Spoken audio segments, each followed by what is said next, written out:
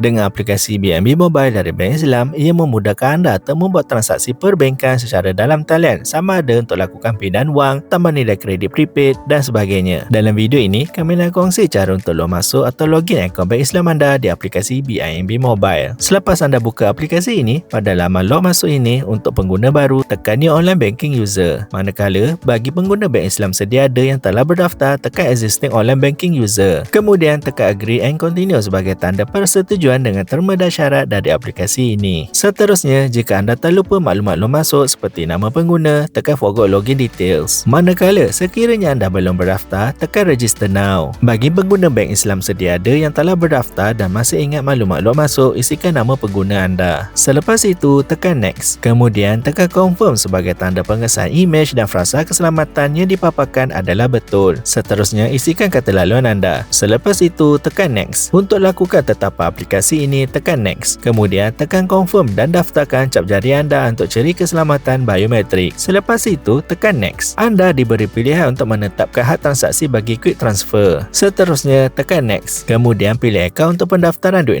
QR sama ada dari akaun simpanan atau akaun lain jika ada. Selepas itu, tekan Next. Seterusnya, tekan Confirm jika maklumat yang dipaparkan adalah betul. Langkah seterusnya, anda perlu lakukan online activation sama ada di mesin ATM atau cawangan Bank Islam berhampiran sebelum dibenarkan untuk lakukan transaksi perbankan dari aplikasi ini. Setakat itu saja video kita pada kali ini dan jangan lupa follow Ali Gadget untuk pelbagai lagi tutorial terkini. Bye!